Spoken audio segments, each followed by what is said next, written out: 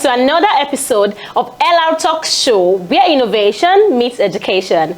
My name is Adasa, and I am your host with the most, and of course, I'm bringing all the energy today. In this room today, we have a very young, beautiful, passionate lady who is sold out to the advocacy of mental health. And through our organization, Mentally, she has been able to reach out to thousands of young people.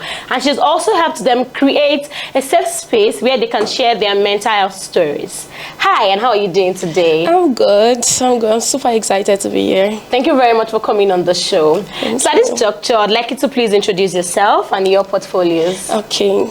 My name is Semilore Olare. I'm a registered nurse and also a mental health advocate. Beautiful. I'm the visionary founder of a mental health-based organization, Mentally, and our aim is to promote quality mental, social, and psychological well-being among people in the global community. I'm also a project manager in the social development space. So that's just a little about me. Amazing. I mean, did you hear that bio? In 2024, a young lady has all of these amazing things to her name. I think I am very, very impressed. So like I said, she's someone who has done a lot when it comes to mental health advocacy, and she's also been able to build a team of young people who are also passionate about that particular cause. I mean, mental health is a very, very important topic. Definitely. There is no general wellness without mental health. And like I say, there is no health without mental health. And that is why today we have a professional, someone who is experienced in the field. And she's also had first-hand experience with mental health victims and survivors. And today she'll be sharing a bit of her experience and a journey in the mental health space. So Semilore, I'd like to ask you, we live in a society where people living with mental health issues are being stigmatized against, discriminated. You know, they face bias and discrimination every day. So what is an organization like Mentally doing to break the stigma of mental health in our society? Okay, so I would love to start using this point. There is no way you won't criticize what you don't know about. Ignorance. Yes, there is no way you won't talk bad about something you've never experienced. Absolutely. And that is why I believe that mental health education is one of the major core aspects of mental health advocacy. You can't zero education out of advocacy. Right. No matter the sphere of influence, whether it's education, whether it's economy, you can't just zero that education aspect. So what I do at Mentally basically is that we have a community for young people whereby everybody can be together. You know, it's just like a safe place for everyone. Yeah. Whereby you are not ashamed to tell me about you. I'm not ashamed to tell you about myself. Yes, so that we can bring about a community whereby people are free and open to express themselves. You know, people say that the word is hard already. So what I do is that, please don't let us make the word harder. So let's create an environment whereby people can be themselves. People can be happy doing what they want to do. And also, most importantly, they can share their stories with those people that are also experiencing the same thing. So that's just what I'll say about that. Beautiful. So I had something very beautiful, and that is, the word is hard already. Don't make it harder. I mean, yes. What are you doing as an individual to make sure that you're not making life harder for somebody, regardless of the fact that the person is suffering from mental health, regardless of the fact that they're just a random person? How are you making life easy for a fellow human being? Yes. So there are two very significant mental health issues that I have noticed, and of course, according to statistics, they top the chart, and that is anxiety and depression. Definitely. Which is very common among students, young people, and even adults. Yes. You know, when it comes to social anxiety, no matter how brilliant someone is, you just discover that they can't get to face the crowd. Yes. You discover that they behave very awkward when they're in the midst of people. You discover that they don't have a self-confidence and a self-esteem of their own. Definitely. And as for depression, you discover that even someone who you think is happy is battling depression in their inner corner. And that's what depression does. You just discover that someone who you think is a happy soul, someone who makes other people happy, is depressed. They're suffering from depression. So now that we know that there are young people all over the world suffering from anxiety and depression, could you please share some of the coping strategies to help young people fight against anxiety and depression? Okay, so I would love to attack that question from this perspective. You know, most of the mental health issues many young people face today, they've actually started experiencing it while they were still children. Right. Yes, let me give this common example. As a person, as an African, a Nigerian, you know, when you go to someone's place and your parents are there, they gave you money, probably the person gave you money, and the highs that they will first give you, your parents be like, you know, right there is a communication, and then you're like, your confidence at that time go down, and then you want to try your best to just try and just leave that situation. And that is how many people face their everyday life. I don't want to be the one that, you know, they don't have to see me, they don't have to, you know, do see me and all things like that. So I believe that when it comes to anxiety and depression, the first question we need to ask is, what exactly is the cause? Yeah, because yes, mental health is not something that you can attack from the surface. Because once you attack it from the surface, believe me, it's just a matter of time. The person will go back to that same phase. So we need to ask questions like, what exactly is the cause? Okay, probably the person now, anxiety now, let's say the person grew up in a family of 6, and then probably the father or the mother is always comparing him with others, with other children that, you see your sister, she came first in school, and you're always becoming the 33rd person in class. No, that is a major issue. And some adults actually still live with this trauma. To parents, it's not something serious. I'm just making them, I'm just giving them confidence. But that's not confidence. You're actually melting their confidence. And if we are to call out young people to talk to their parents about certain things, you'll be so shocked that many of them, the issues that they have today actually started from home. So there is a need to go back to the foundation and ask questions like, what exactly is the cause? It is when you know the cause of something that you can actually treat it. Definitely. In the health sector, you can't just treat symptoms. That's why we do tests in the hospital. We don't want to just treat the fact that, okay, the person is having a headache or the person is having stomachache. We need to know what exactly is the problem. Yeah. So that is the first thing. What exactly is the cause? So it's when you know the cause that you are able to tailor their treatment based on what is going on. There are some people that they might actually need, for anxiety, people suffering from anxiety now, they might actually need anxiolytic drugs, depending on the severity of their case. While there are some people, all what they need is just psychotherapy. Now, it's depending on the cause that will determine the treatment. So we need to find out exactly what exactly is the problem. So when you know the problem, you'll be able to know, okay, this is the solution that we have to provide for this person. I hope that answered the question. Definitely. Likewise, I also think that the phrase that says charity begins at home does not only refer to charity. When a child has problems, we can trace it back to the home where the child is from. Yes. We can tackle it from parenting. Did the person experience good parenting? Did the person experience bad parenting? So on the part of the parents, I think what really causes problems like that for young people is comparison on the part of the parents, and on the part of the individual, the need to fit into societal perception. You know, some people are depressed because they cannot match up to the expectations of the society. Some people are depressed because they think that they are not doing well as their mates, you know, and some people create non-existent problems for themselves. And I think that is what, you know, trying to fit into. That's what I tell young people every time I have the chance to speak to young people like myself. I let them know that do not create non-existent problems for yourself because you're trying to fit into people's standards. Create your standards. You are the niche. Don't try to say that you want to fit in yourself into an industry that has already existed. Somebody created that industry. Why don't you create yours? So while you're trying to be depressed over a problem that really does not exist to me, as an individual, just make sure that you are not trying to fit into societal perception. Thank you very much for that. That was very, very beautiful. Yeah, thank you. Now, I want us to move on. You know, we've talked about the stigma of mental health. Okay. We've talked about coping strategies for anxiety and depression. That is tackling it from the home and on the part of the individuals themselves. Now, you know, mental health requires either a short or a long-term process of healing. Someone cannot be depressed today and they get to see a therapist today, or they start using antidepressant drugs today and they get healed tomorrow. You know, it's a process that might take, it's not a time that we can determine. It might take 6 months for some people. It is different and it varies from, you know, an individual to an individual. So I want to ask you, what is the significance of human connections and support systems in promoting mental wellness for victims and survivors? Okay. You know, one thing I've come to understand early enough in life is that social connection is really important. And what do I mean by that? Even humans, God created man as social beings. Now, let me bring Bible to this. Yes. You know, when God created man, He created man in relation to an environment. That is the Garden Eden. He knew that man cannot just survive on the basis of, okay, I'm just existing. There has to be a relationship somewhere.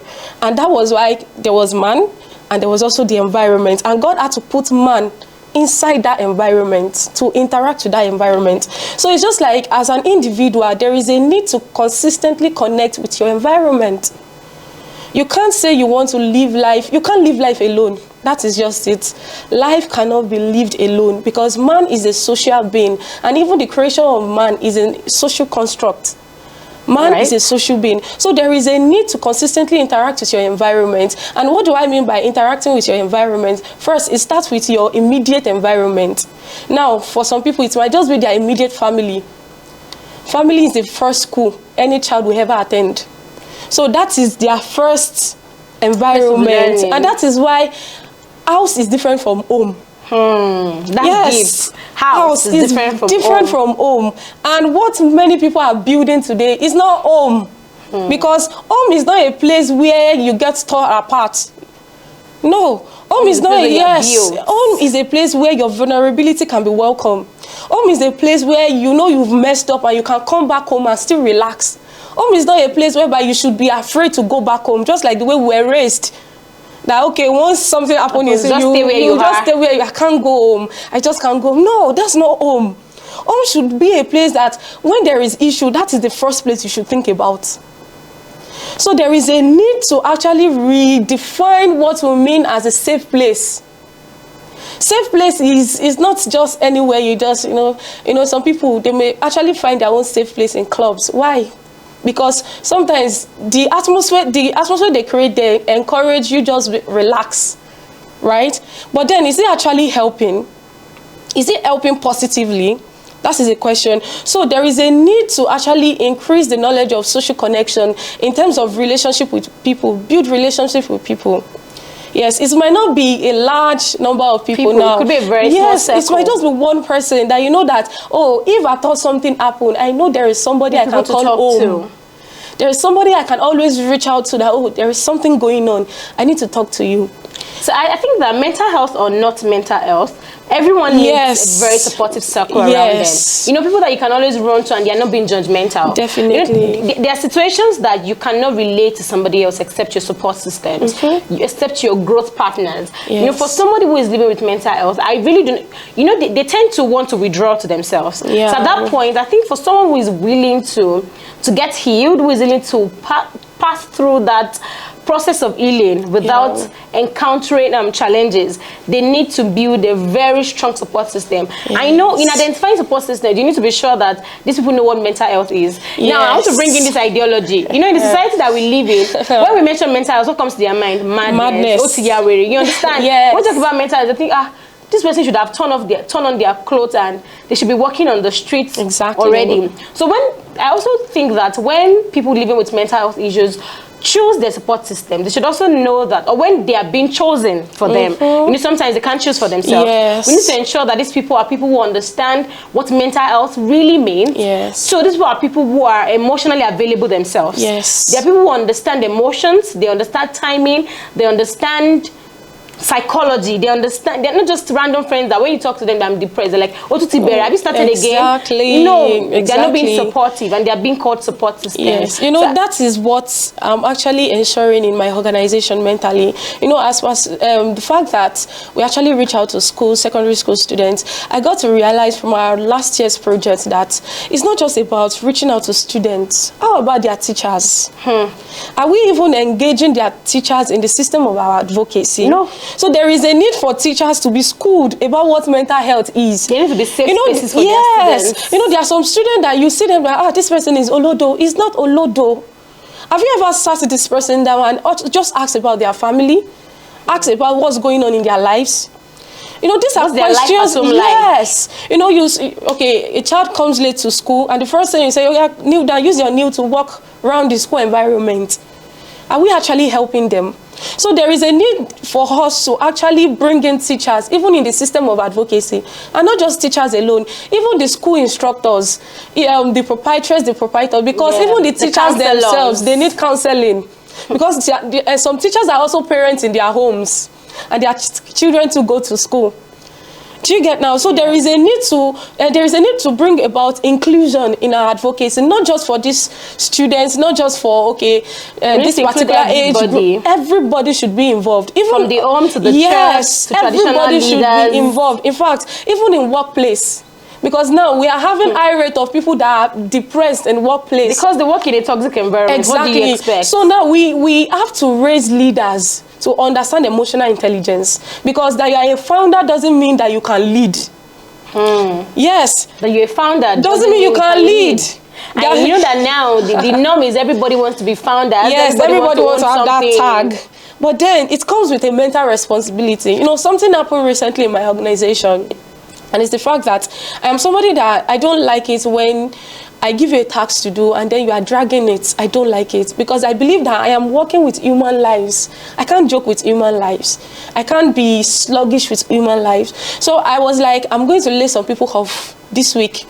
So I actually did, and then one of them reached out to me and she shared some things with me, and at that point, actually I had to take a moment and just think about it. Like, as a leader, you can't just act based on your emotions. You as a leader, did you ever call this person and say, I just want to check up on you? And then we say we are leaders. We want everything to be fast. We need everything to be swift, smooth. delivered without... But then, do we know that even people that are working with us, we are responsible too? Them. It's not just about them delivering the work. How about their personal lives? Do you create that environment for them whereby they can walk up to you at any time and say, Ma, there's something going on that you need to talk to me about? And I think that is why I also appreciate organizations like MTN and a whole lot of others who encourage team bonding. Like twice in a year. They get to bond with their team members, with their workers, to understand that, okay, what has this person been experiencing in their personal lives? But some bosses do not understand. They want your life to revolve around work. And when you mentioned Olodo, something came to my mind. We live in a society where intelligence is measured by the number of A's. Yes. It's measured by your grades in school. And I think a parent should work on realizing that a child that doesn't do well in school would do well in arts and crafts. Definitely. A child that doesn't do well in school would, find out what's the talent of this child. What can this child do effortlessly? Can they sing? Can they draw? What can they do? Can they speak? For me, I am presently studying physiology in school, and I am pursuing a career in media and communications. Like, I've worked in several states in Nigeria as a media and communications personality. Now, you know, when, for example, if I wasn't doing well in school, maybe I was getting F, people would say that she's Olodo without realizing that, okay, I have hidden talents of public speaking, of organization, of coordination in me. So using myself as an example now, I think parents need to look into the untapped potentials in their child. It doesn't have to be around ABC. Yes. I think education has been more redefined now that it doesn't have to be going to school alone. You know, I got to realize that, you see, this concept of education is not just school. School is just a little fragment of education. It's just a building. You see, life itself is the education itself. You know, school is a construct. It's just a process out of the whole thing. So what you learn in school is just a fragment of education itself. So life, you still have to learn life, and that is education too. I wish parents can understand that. And that is why we as advocates, we need to do more.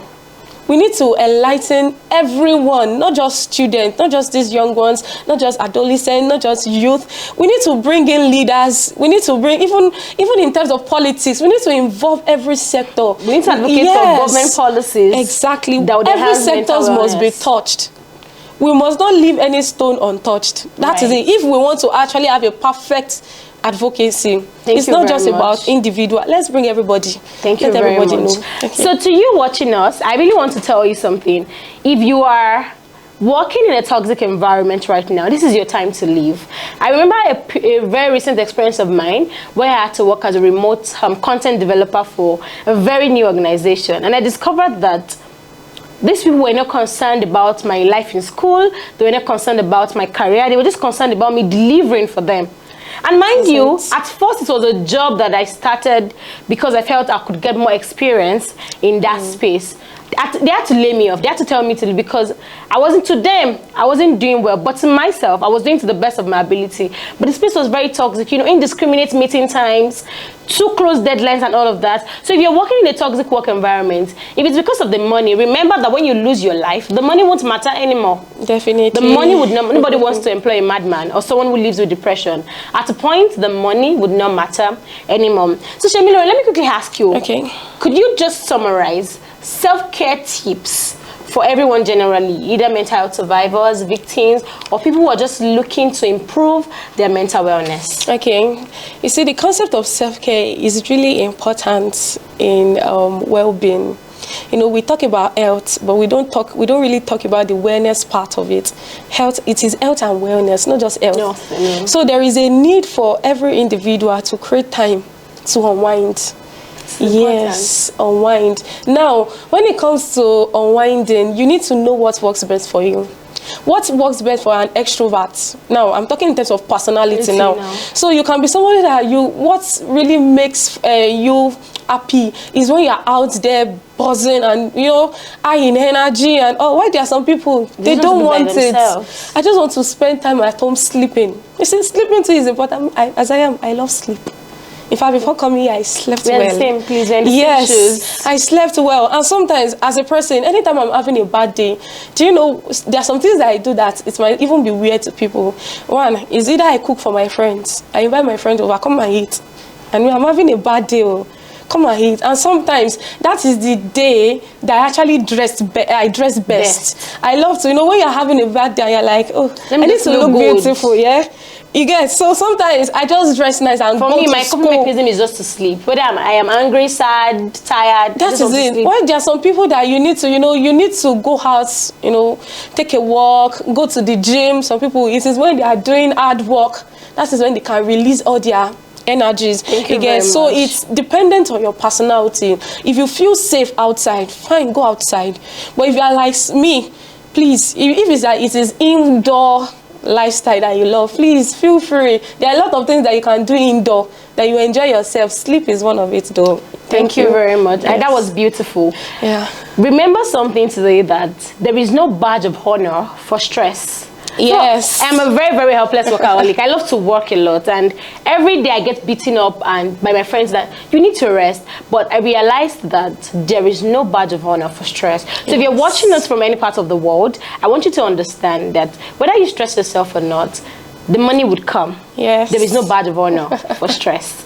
So before we round this up, Semilore, I would like you to shed more light on how the journey of mental health advocacy has been for you.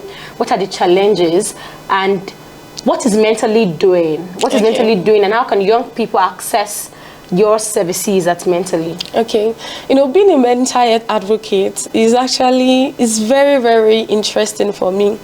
Probably because I love to talk to people. I just find it's something that I find it so easy to do.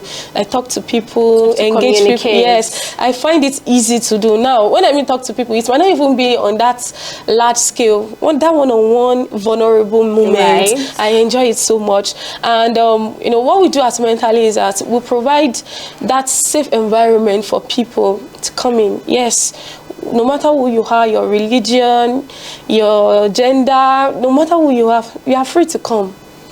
You get? So now, what we do now is that we have we work according to the SDGs goals, like Goal 3, good health and well-being. Goal 4, quality education in terms of mental health education now, and also Goal 8, social economical development. So what we do is that we want to be able to provide an environment whereby we can increase the quality of life of people. In terms of finance, you are okay. In terms of mental well-being, your health, education, you are doing well. So as I still believe that it's still a long journey. So I'm in for the long haul. I'm so in for it because I mean that's how you know a very passionate person. She's I'm for it because I've engaged with these little years of experience that I've had. I've engaged with so many people, and I'm like, there is a need to just be consistent with this thing. Imagine if I can reach out to just few people at this level. How much more if I do better? How much more if I do more? And then I'll be able to engage more people, and not just engaging them, but to actually provide the solutions that they need. You know, it's a thing to encourage somebody. It's another thing to provide what they need. Yeah. There are some people that what they need is that they need to be financially stable. So that is why there is an aspect of mentally that actually handles that part. Even though we've not actually started in that journey, but then it's still a process. Yes, it's still a process, because it's something that I realize in Nigeria, as we know that economy is a serious problem in Nigeria. It's a very, very serious thing. Needs to be tackled. Yes. So there is a need to also provide that environment for people to learn to earn. Yeah, so they are not just learning, they are not just looking good, okay, well-being. We are also providing the opportunity for them to be stable. Thank you so much. Yes. Thank you very much. We've heard from Semilore, and it is quite very visible that she's passionate about mental health. Very passionate. It is very, very visible that she's interested in ensuring that young people all over the world live a life that is devoid of mental health illness. It is, I mean, this is very passionate, and I'm so impressed to see that young people like me are helping people to embrace mental wellness. They're helping people find safe spaces.